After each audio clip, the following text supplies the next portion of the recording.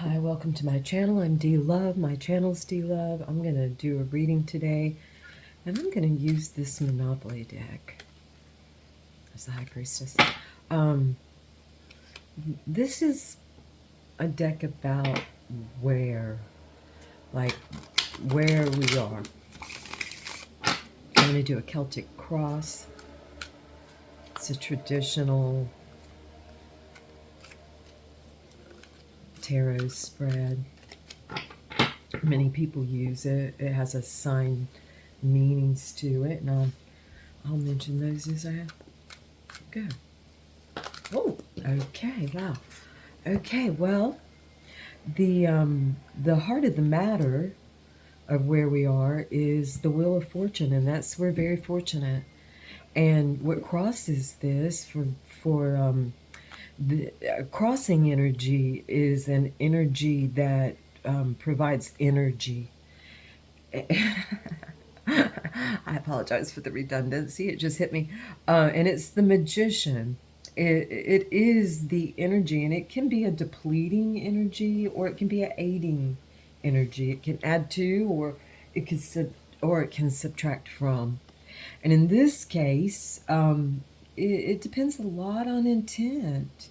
So some people see fortune as different things. I may see, wow, I have just so much fortune just where I am. And, if things are added on, then they're for the benefit of all. That may be how I see it. Clean water may be a way that a person sees it, like I do. Um, and then on the other hand, you have people that see fortune as a huge amount of money in the bank. And I understand that. I mean, people are raised in different ways. Other people may see fortune as living by a lake and catching and growing all their food, which I would see that also. But there's a wheel that's associated with it, and it turns to meet all those needs, and it turns several ways, and it's got more than one and two sides. There's that third side also,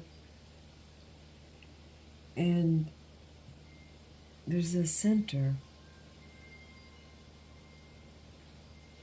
So the aiding and abetting, or the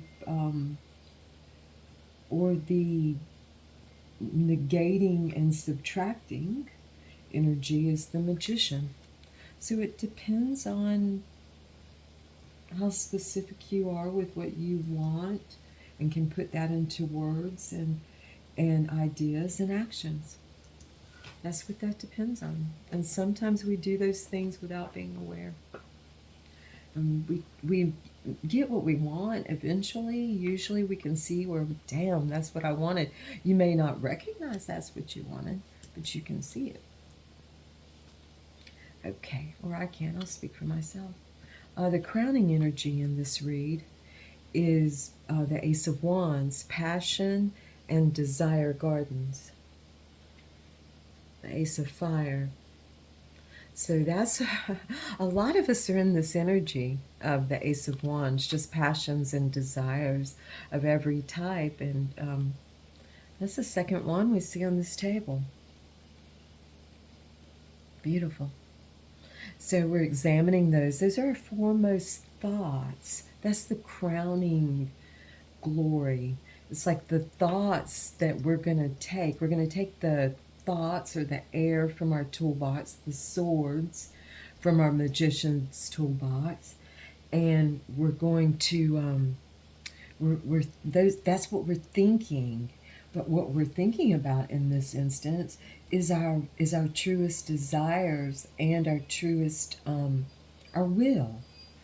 And that may be to to do pottery. That may be fortune to some people. This is coming out beautifully. It's coming along beautifully.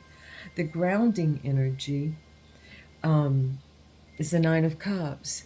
It's wishes come true place. This is the next to the star The Nine of Cups really is the wish come true after that card. And this is circumstantial. So we're looking at what's happening to us, that grounding energy, and it happens to be happening in this life and in our feelings. So our thoughts are of um, our thoughts are of our passions, and our grounding energy, or what our rootedness is of our feelings. Beautiful. We're looking at this separately. And what's coming into this Wheel of Fortune? What's flowing? This is the flowing of time. Um, Collaboration avenue brought us here. The Three of Pentacles, works. The Three of Earth. This is works. WORKS. It works if you work it. It works. It'll work on its own. This wheel's gonna work. It's gonna turn. Um, and do you want the wind to turn it with maybe hints of what you want, or do you want to really consider what your deepest desires are, and feel those things, and turn that wheel? I mean, that's what I would rather do. And this is all coming about by us collaborating with others. This is a real let's get this done card. And let's get this going to the delightment of all. Okay. All right. And what's coming out of this? I mean, this could be so many things. Passions include so many things for different people. My favorite thing is people. Some other people's favorite thing is animals.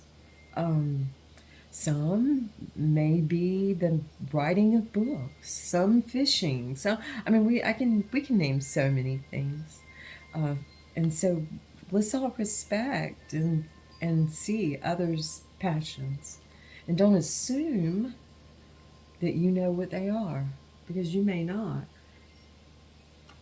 Okay. What's coming out of this energy, what we're coming into, is the Five of Pentacles, and they call it Struggle Avenue. I love that.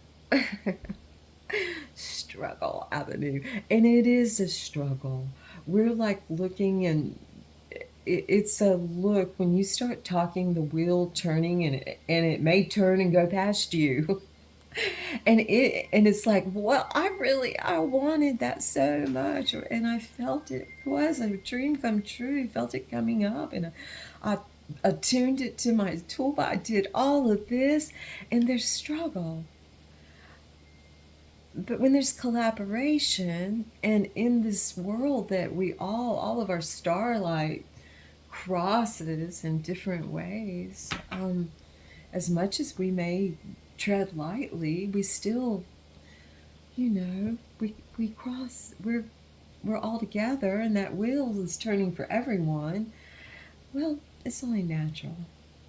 So let's just breathe into it and know our feelings and our intentions. Excuse me, folks. It's been a long day. And recognize the struggle for the universal thing it is. Those are the things that bring the green. And when I say green, I mean the color of the heart chakra, the color of those things that we love, the manifestation of the things that we really love, that we really call fortune. So it's just, we're going to have struggle. We know that. We signed up for it, didn't we? Don't we kind of like it? Okay, we are messenger. We're the Knight of Cups, which in this deck is the Prince, the messenger of romance and invitations. Ooh, it looks like there's some invitations coming. So there's a messenger. It says we are it, though. So we need to go out and just spread the beautiful things. I've been fortunate enough, to take some Greek classes. And it is so romantic. the words that I am learning and hearing are moving me so much towards like a true, just love of life and of beings. And so I invite it. Here we go. Here's how I'm going to do it. I invite if anyone would like to know more about Greek classes, get in touch with me in the comments, or if you know me, of course, get in touch with me, and I'll lead you to the way. Okay, we we have a certain mood and weather or vibe that we carry with us, and it is inside and outside. And it is what's in common with all of us at this time, who community who's watching this, and that is a feeling of not interested place. The Four of Cups is kind of like we're interested in what we're interested in, but if we're not interested, we're not interested. And that is something that, you know, that can be a struggle to say, well, gosh, I thought you were interested in this. Don't we have this in common? And then I find out. So this could be a little place of struggle. These things pass also. We, you know, just lean into what you are interested in. And if you're not interested, you're not interested. And respect other people for that also. Although it could be a struggle to, just respect. Okay. Um, this is the thing that we fear most. This is the card I'm going to draw now. We fear it most and want it most at the same time. The Four of Cups is also like a feeling of just boredom sometimes, or like the antidote to the Four of Cups before I move on is gratitude, and showing gratitude towards others. There's one deck I have that shows two dudes sitting on a couch, and they're having milk and cookies, and milk's like all over the plate, on the table and stuff, and cookies are crumbled, and that's not gratitude. I mean, I'm not saying that there's not a place to be free and say we've had enough cookies, but just that feeling, it's wasteful in my opinion, and that